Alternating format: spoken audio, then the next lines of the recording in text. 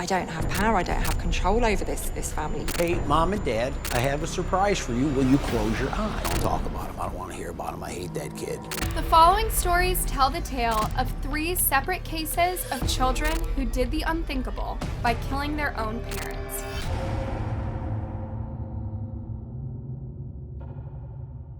For most of us, it's impossible to imagine killing the same person who gave us life, but not for Daniel Bartman. This horrific story began on April 25th of 2011 when emergency personnel responded to a call about a house fire in Nottingham, England. 2 children and the family dog had managed to escape, but it was unclear at first if anyone else was still inside of the house. Firefighters worked quickly to put out the blaze that was quickly destroying the residence.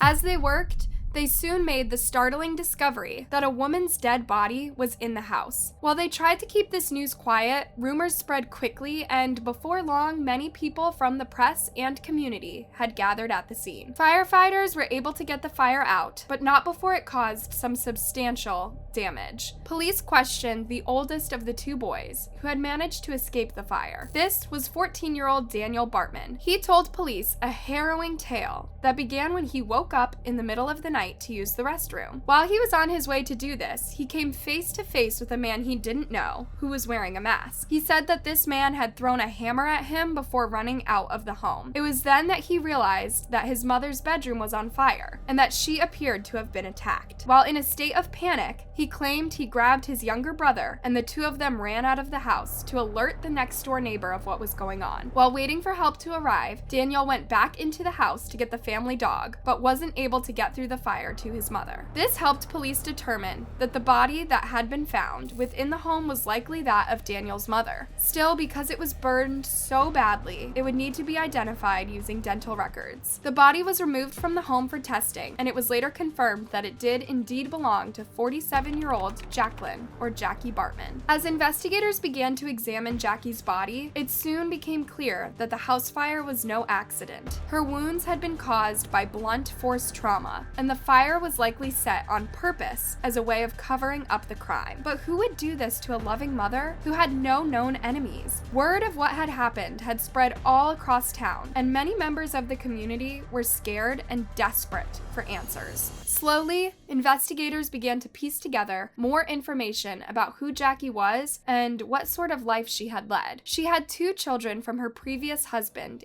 Adrian. At first, things were quite well, and they were very happy. They lived in a middle-class area, and their children went to nice private schools. Unfortunately, this relationship was not to be, and would eventually end in divorce. Jackie took her 2 sons and moved to a different area of Nottingham. While Jackie didn't really plan on ever having a serious relationship with a man that she met on a night out named Simon Mattis, the pair really connected and soon began dating. They were still in a relationship at the time of her death, but he had not been in town on the day the fire occurred. As soon as he learned what had happened, he hurried back to be with Jackie's sons. It was only 2 days after the fire that police announced that they had made an arrest in connection to the case. The name of the suspect would shock and horrify the community. It wasn't a disgruntled ex-lover or a random suspect. It was Jackie's own son, Daniel. The press deemed Daniel a devil child. That Daniel planned to kill his own mother and then hear all the details, it is also hard to believe. The most difficult part for us, and something that only Daniel can answer, is why. Child expert Joe Frost later commented upon what a strange and horrific case this is. In my many years working with kids, I've seen some troubling examples of family life. Cases of parents abusing children, neglect, and at times, for sure, teenagers pushing the boundaries. Thankfully, I've never encountered a family where I actually feared for the life of a parent. In order to understand how someone could do something like this to their own mother, it's important to look back upon Daniel's childhood and see what sort of warning signs could have been there. His life had started out stable and normal, but strangely, as he got older, he began to develop a dark and twisted obsession with all things violent and gory. Instead of wanting to spend time with his family and friends, he would spend time alone in his room while he watched horror movies over and over and played violent video games. He was only 8 years old when this obsession began. Things took a turn for the worst for Daniel when his parents split up. He was no longer living with his father, and despite Jackie's best efforts to maintain a sense of normalcy, private school would eventually become too expensive for her, and he would have to change schools. It's believed that Daniel's transition to his new school didn't go very smoothly, and he likely could have dealt with bullying and problems fitting in. There was another important change that was going on in his life at this time as well. His mother had begun to date Simon, and the pair were getting serious about each other. They wanted to buy a house that they would live in together with Daniel and his brother. But Daniel made it clear he didn't approve of this planned arrangement. He grew angry and resentful and began acting out. He refused to help around the house and got frustrated with his mother's attention being shifted away from him and on to Simon. Daniel began to spend even more time alone, his anger growing fiercer and fiercer with time. Jackie couldn't control him no matter what she tried. Simon was very concerned with Daniel's behavior and didn't believe that he was old enough to be watching such gory content. He had also witnessed Daniel getting aggressive with Jackie, even getting so close to her during an argument that he had to come between the two. And that was the first time I'd had to step in, and I literally stood him, I had to prise him away from her. And I literally, I actually did tell him, you better go out the way quick. I didn't threaten him, but I was getting angry because of what he was doing. And he ran upstairs and... Daniel would even take out his anger by kicking the walls and slamming the doors of the home. Simon knew that Jackie was scared by her son's behavior and didn't know what to do about it. Criminologist Elizabeth Yardley speculates that it was the loss of control that Daniel was experiencing that was setting him off. These changes are happening that are basically not brought about by him, but he feels they are happening to him. He is very egocentric. And I think it is that realization that I don't have power, I don't have control over this family unit now. Daniel's behavior did not improve in the coming years, and at one point, he even ran away from home, prompting a police investigation. They eventually found him attempting to walk on foot back to the house that he and his family had lived in prior to his parents' divorce. It was clear he was still reeling over the split and wasn't supportive of his mom's new relationship. He was even more upset when he found out that the pair planned to live together. He purposefully made this process difficult for them. We found a number of houses that we wanted, but we couldn't find the house that was agreeable to Daniel. To Daniel? To Daniel. That wasn't my decision, but Jackie's decision. Nevertheless, Simon and Jackie planned to continue with the move and began the process of packing. To help out Jackie, Simon began packing up Daniel's belongings in his room. It was there that he would find a number of disturbing objects, perhaps most notably, a bag containing some of Jackie's underwear that she had been looking for. He had no idea what to make of this. When he told Jackie about this discovery, she was strangely unbothered. I think she just wanted an easy life without all this hassle, Simon said. Meanwhile, Daniel's behavior was beginning to show at school as well. He was connected with a school counselor and confided to them that he had dark, twisted thoughts and voices in his head telling him to kill people. He would also have visions in which he would hurt people. Instead of simply watching and reading about violent stories, Daniel had begun making up his own. He would write horrific scripts that featured real people in his life. He would even write out the script that would depict the killing of his own mother. Daniel planned out what he would do to his mother ahead of time. He gathered a can of gasoline and a claw hammer and hid both items until he was ready for them. And then, on the night that he had decided to carry out his plan, he walked into Jackie's bedroom while she was sleeping. After watching her for a while, he took the hammer and struck her over and over again until he fractured her skull. He then pushed her body from the bed to the floor and covered it in gasoline before starting the fire. He then ran to get his little brother and told him that they needed to get out of the house because it was on fire. After that, he would continue to spin the false story that his mother had been the victim of a brutal intruder. When Simon was first told that there was a fire and a body that had been found, his thoughts immediately went to Daniel. Once I'd heard that, all I knew was that in my own mind, it had something to do with Daniel. It was almost immediately that police began to see through his plan. This was because they found multiple sources of evidence at the crime scene pointing in his direction. The most incriminating was the script they found on Daniel's computer that outlined the entire plan to kill Jackie. In the story he wrote, he would ultimately get away with the murder of his mother. This would not be the case in real life, however. Daniel would ultimately have to pay for what he did and was ultimately given a life sentence with 16 years before the possibility of parole. The judge presiding over the case described the killing as grotesque and senseless. He also denied any claims that Daniel had been driven to commit the killings by any sort of abuse. While there were arguments between you and your mother, not untypical between mothers and their teenage children, I am quite satisfied that there was no physical or verbal abuse by your mother, such as you alleged in your evidence at trial, the judge further said. When asked whether or not Simon believed that Jackie would have forgiven her son for this horrific act, he said, I can't answer that for Jackie. I can't answer that. I believe in forgiveness, but there's some things you can forgive and some things you can't.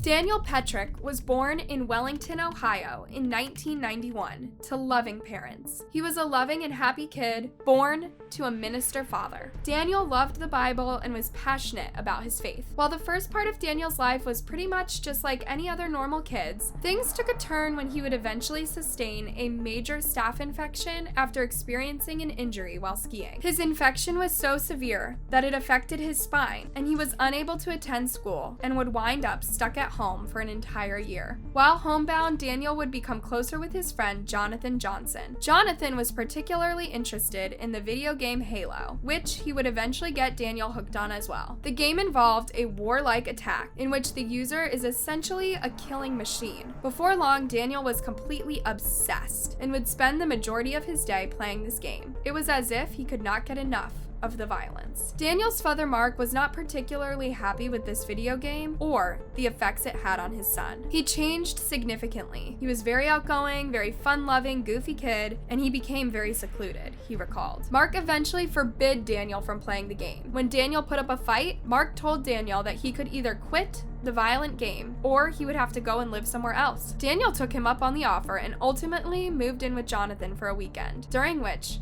they both played Halo. After this weekend, Jonathan and Daniel would end up purchasing the newest Halo video game, Halo 3, before returning home. He tried to hide the game from his father, but he was ultimately caught trying to sneak it into the home. Daniel's father, Mark, took the game and locked it up in a safe that also contained his handgun. Just around a week after Mark took away Daniel's game, Daniel was able to figure out the password to the safe. He then approached his parents, who were sitting on the couch with their backs turned to him while watching television. Horrifyingly, Daniel told his parents, "Would you turn around? I have a surprise for you." And then he proceeded to shoot them both. While his mother died quickly from his wounds, his father was still alive, but going in and out of consciousness. Daniel handed his father the gun he had just used and encouraged him to get him back. However, just minutes later, Daniel's older sister Heidi showed up at the house. They had plans to watch a baseball game with Daniel's parents. Daniel tried to keep her from entering the house, claiming that his parents had been fighting, but Heidi made her way inside anyway and discovered the horrific sight of her parents lying on the ground, having been shot. Heidi frantically called 911. My mom is shot and my dad is shot. My brother's here. My brother said, "Don't come in, don't come in." Meanwhile, Daniel had taken his parents' car and was attempting to flee. Of course, bringing his Halo game along with him. But police were quick to find him and managed to stop him by using roadblocks. When taken into custody, Daniel made up a story about what happened. He notably showed very little emotion or remorse. I was sitting in my room, and then my dad was just yelling, just screaming at my mom. My dad walked into his bedroom and then walked back out. And then I heard a gunshot. I ran out there and my mom had been shot. He pointed the gun at me. And then he said he was sorry, and then he shot himself. It was of little surprise that police didn't believe his story, and he was later charged for his horrific acts. After a jury trial, he was found guilty and sentenced to prison with the possibility of parole after 23 years, the minimum sentence that he could have gotten. He is now 30 years old and continues to pay for his crimes in prison. This case has gotten a lot of attention because it brings about a conversation regarding video game addiction and whether violent video games can lead to violent actions in real life. Daniel's father, Mark, survived the attack and was originally furious at his son for what he did. Don't talk about him. I don't want to hear about him. I hate that kid. He killed my wife, his mom. I was really angry. But due to his faith, Mark was eventually able to forgive his son and even visits him in prison. When I began to pray for my enemy, the love came through and the forgiveness came through, he said. Daniel regrets what he did and longs for the freedom that he never appreciated before. I miss everything about being free. I miss being able to open my door if I choose to. I miss just the little things, you know, that we don't fully understand that have value until they're removed from you.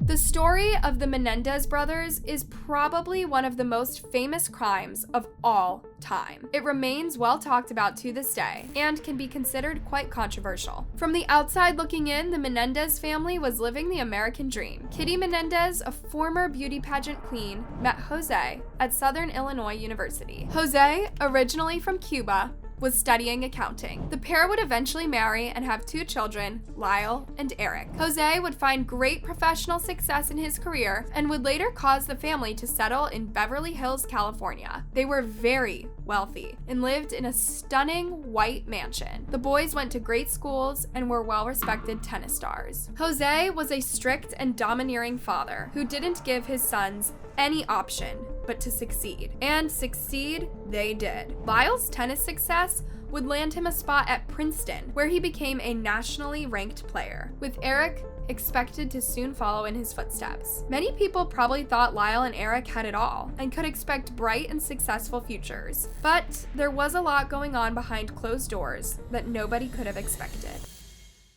It started with after sports practices. After sports practices, he would massage me, and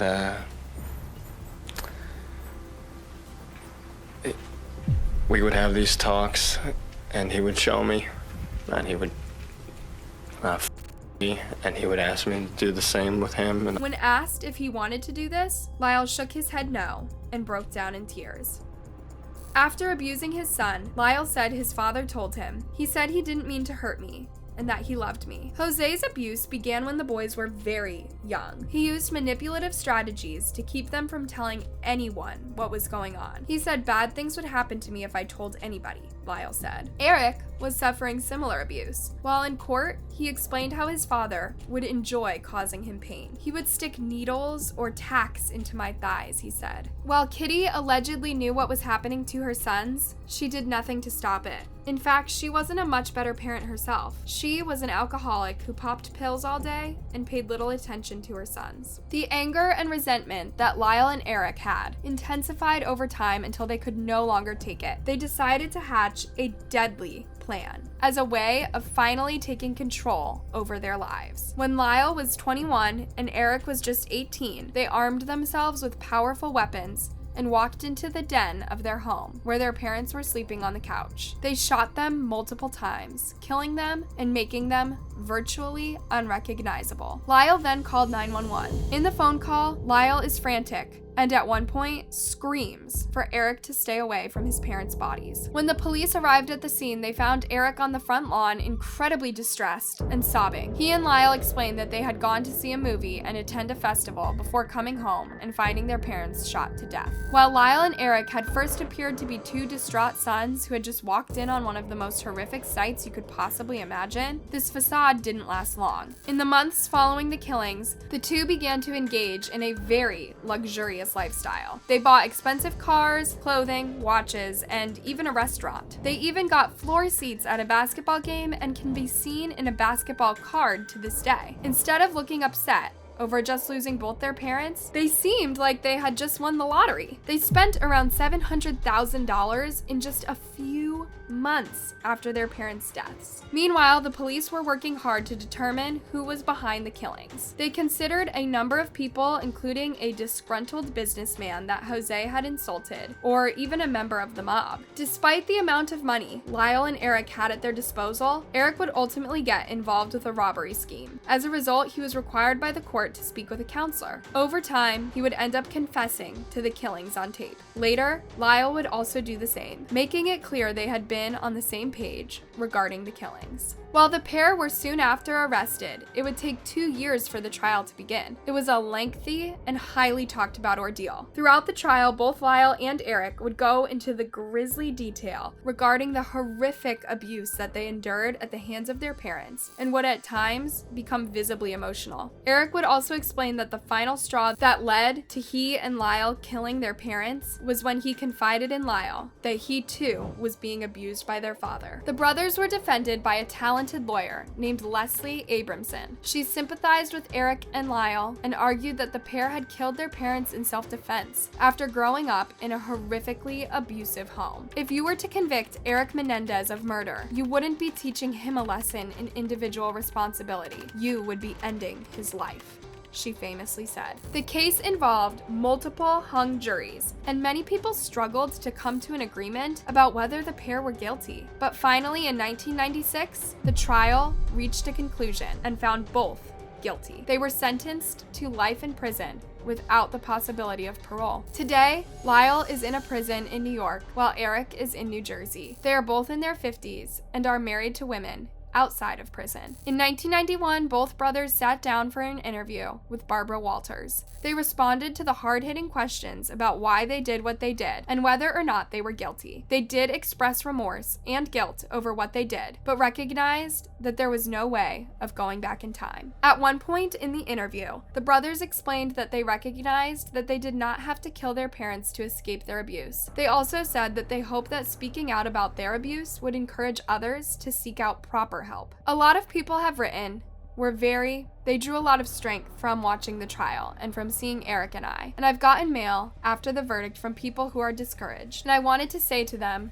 not to lose hope because of this one case and this one verdict. A very unique situation here, and that it does not mean that if they go get help, people won't believe them or people won't treat them harshly or they'll be ridiculed. I don't feel they will be, Lyle said.